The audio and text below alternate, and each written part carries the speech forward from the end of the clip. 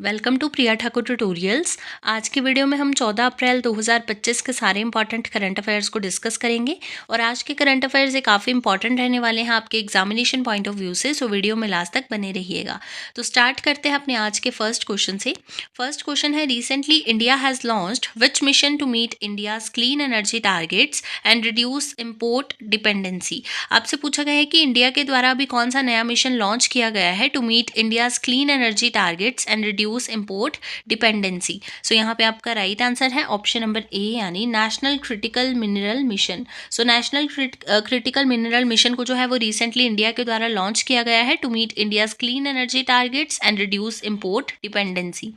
Next आपके पास question है, recently who received an honorary doctorate from Constantine the philosopher university in Nitra, Slovakia.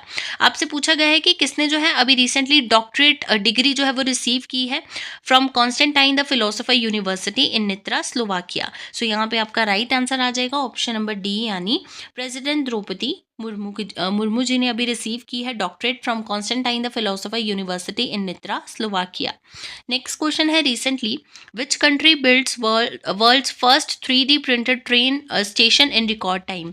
आपसे पूछा गया है कि कौन सी कंट्री ने जो है वो रिसेंटली वर्ल्ड का first 3D printed train station जो है वो अभी डेवलप किया है, बिल्ड किया है। सो यहाँ पे आपका राइट आंसर है ऑप्शन नंबर सी, यानी जापान। सो जापान के द्वारा जो है वो वर्ल्ड का first 3D printed train station अभी जो है वो रिसेंटली डेवलप किया गया है, बिल्ड किया गया है। नेक्स्ट क्वेश्चन है, what is the rank of India at the ISSF world cup Buenos Aries 2025। आपसे पूछा गया है कि इंडिया का क्या रैंक रहा है in the ISSF world cup 2025। सो यहाँ पे आपका राइट आंसर है ऑप्शन नंबर सी, यानी सेकंड। सो इंडिया का जो है वो सेकंड रैंक रहा है in the ISSF world cup 2025। Next question है, recently PM Narendra Modi inaugurated and laid down foundation stone of development projects worth ₹3,880 crore in which city of Uttar Pradesh. आपसे पूछा गया कि उत्तर प्रदेश की कौन सी सिटी में जो है recently prime minister Shri Narendra Modi ji ने इनॉग्रेट किया है एंड फाउंडेशन स्टोन रखा है फॉर द डेवलपमेंट प्रोजेक्ट्स, और उसकी क्या इसके लिए वर्थ क्या रही है, प्रोजेक्ट की क्या वर्थ है, 3,880 करोड़। सो कौन सी सिटी में है उत्तर प्रदेश की, यहाँ पे आपका राइट आंसर है ऑप्शन नंबर बी, यानी वाराणसी में। नेक्स्ट क्वेश्चन है, recently which city host the Stree summit 2025 on women's safety and empowerment. आपसे पूछा गया है कि कौन सी सिटी जो है ये होस्ट करेगी स्त्री सुमित 2025 को on women's safety and empowerment. So यहाँ पे आपका राइट आंसर आ जाएगा ऑप्शन नंबर ए, यानी हैदराबाद।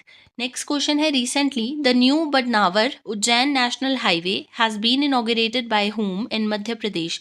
आपसे पूछा गया है कि किसके द्वारा जो है वो रिसेंटली इनॉग्रेशन की गई है मध्य प्रदेश में new Badnawar Ujjain national highway की। सो यहाँ पे आपका राइट आंसर है ऑप्शन नंबर बी, यानी नितिन गडकरी जी के द्वारा। नेक्स्ट क्वेश्चन है, what is the name of the mascot launched by Milkfed in Punjab to promote the Verka brand nationwide. आपसे पूछा गया है कि वेरका जो कि मिल्क का ब्रांड है, इसको नेशन वाइड करने के लिए रिसेंटली कौन सा मास्कट जो है वो लॉन्च किया गया है by Milkfed in Punjab to promote the Verka brand nationwide. ठीक है, सो क्या यहाँ पे आपका राइट आंसर आ जाएगा, क्या नाम है उस मास्कट का, ऑप्शन नंबर सी, यानी वीरा।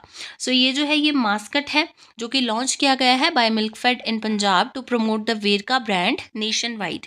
नेक्स्ट आपके पास क्वेश्चन आ जाता है, recently the international youth conclave is being hosted by which state to celebrate 50 years of statehood from 12 to 14 April.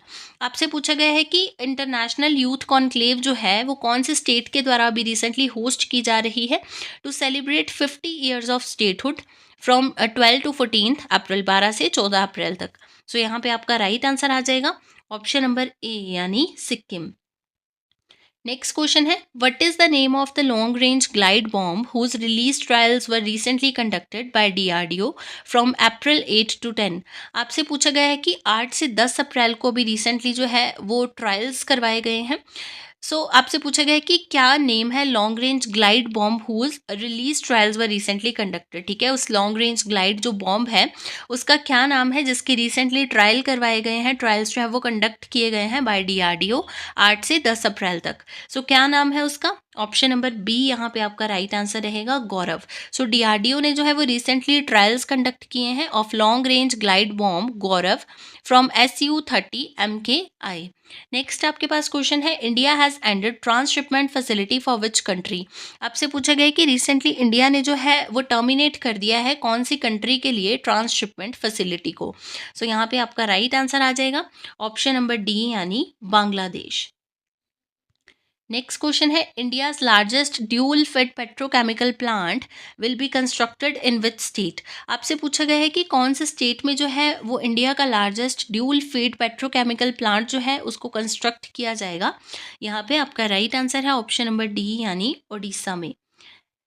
Next question है, willow bat belongs to which place which has been given GI tag. अभी recently क्या है, willow bat को GI tag provide किया गया है। सो आपसे पूछा गया है कि कौन सी प्लेस का, कौन से स्टेट आप बोल सकते हो कहाँ का ये जो है वो विलो बैट है जिसको रिसेंटली जीआई टैग प्रोवाइड किया गया है।